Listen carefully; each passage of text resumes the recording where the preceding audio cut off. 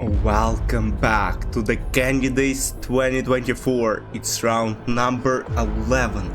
Let's take a look at the gameplay between Vidit Gujrathi and Ian Nepomniachtchi. Round number 11. There is a lot at stake and Vidit is playing against Ian with white pieces. And again, we're seeing this Petrov from Ian, nothing new, but there is preparation from Vidit, who plays knight c4. Interesting move in the opening. The idea is to play this endgame, so I'm not sure why Vidit decided to go here, but I mean, from the beginning it looked like Vidit is not going to win this game.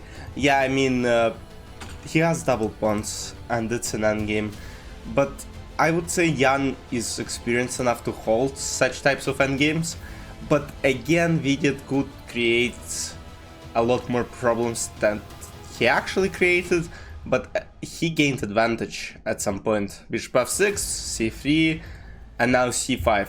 And now Ian is putting some pressure on this pawn chain on c3 and d4, and if pawn takes, bishop c3, and black are winning, bishop d3 is played, knight c6, and now if d5, there is even knight e5, but d5 is what was played. So bishop h7, king h7 takes, rook s6. So rook s6 was not a move because you basically give up this beautiful square on d5 for this knight. So Ian of course plays f takes 6 to make sure knight does not jump into d5 or f5. King e2, rook a8, at some point d5 might be a threat, g4, g6, g5, bishop g7. So, and here Vidit kind of made the move which potentially, you know, can result in creating pass pawn in the endgame, or even h5, and you know, start creating an attack on h-file. a5. So Vidit, you know, he pushed pawns on that side, and now he's pushing pawns on this side, try to shake Nepo a little. B takes a5. Nepo is like, hold my beer, I don't care. Rook b7, rook d7, takes, and now rook d1 attacking this pawn on d6, bishop f8, very solid approach, knight g4, and now knight is jumping to f6. Rook b8, bishop f4, and again pressing this pawn, now rook b2 and pawn moves. Bishop e3, knight b6, and at this point knight b6 is a mistake because it allows this knight f6 move to happen. So according to computer, rook b6 and Nepo should hold the draw, and this is the best result he can achieve in this game. He plays knight b6, knight f6, king h8, and now it becomes very unclear, as according to computer it's plus 0.6 advantage, and it got only more interesting because here, if Vidit would have played h5, for some reason there is something going on with this rook h1 threat, and it becomes really interesting. Players still had time to calculate all that stuff, and now it kind of says that after rook c4 black are holding, but we don't know what could happen with these players being in time trouble. a3, bishop c1, and now a5, which is an absolute blunder. So according to computer again, knight a4, and let's say rook a3 takes, and knight goes back to b6, and black are holding this game to a draw. That didn't happen. Nepo played a5, very ambitious move, bishop a3, d5, and now after knight d5, c takes d5, c4, it looks like black are winning a piece. But after king b5, because white have too many pawns, they might end up winning this endgame. But that didn't happen. Vidit didn't have time to calculate all of this.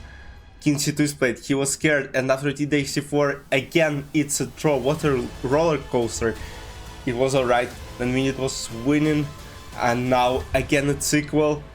But look at the time, 5 minutes against 11.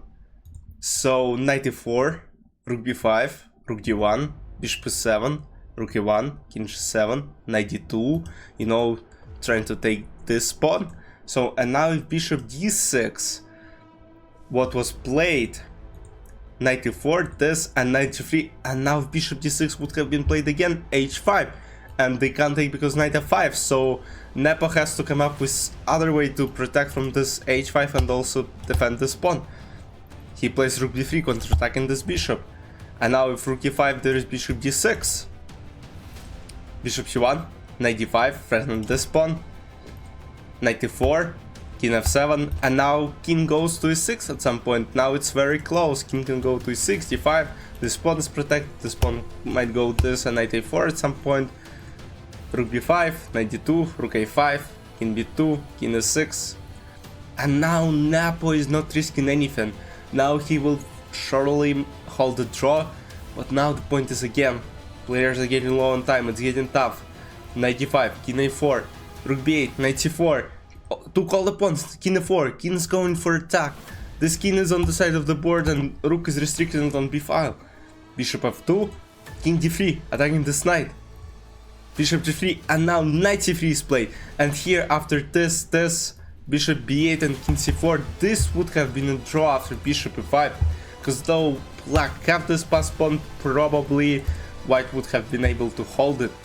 But after king a3, rook b4, Vidit plays knight b2, and the point is, let's say here black play rook b7, and knight b2 is a good move, because king d2, bishop f4, and white are winning. But after rook b4, what happens is, and knight b2, this f4 square is taken by this rook, so after king d2, Vidit no longer has this check, and now black is the side which wins the game. And after this, it's just hard to come up with any move, because rook b3 is a checkmate, discover checkmate, double checkmate. Rook f2, knight e2, bishop b5, c3, rook f7, rook b7, king h5, c2.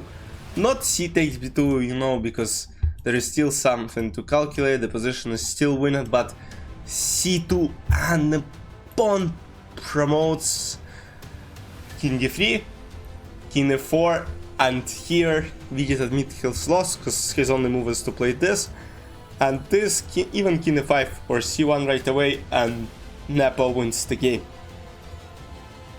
So, in other results, Hikaru won his game, and it happened before this game. I think Hikaru was even seeing that Nepo was losing. Hikaru was very happy about that, about his win, and now we have an absolute insane situation. Ian 7 points, Gukish and Hikaru 6.5, Fabi 6, Prag 5.5, and I think Vidit lost his chances, Alireza definitely lost his chances, and Nijat Abazov will probably finish last. But again, Prag probably is not going to be first, so it now this top 4 with high chances of Ian to win his third candidates in a row and challenge the world champion.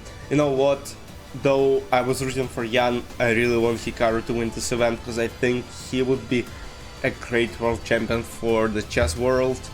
So let's see what happens. Tomorrow, I mean, when you're watching this video today, Hikaru's playing Alireza with white, Nijat against Gukish.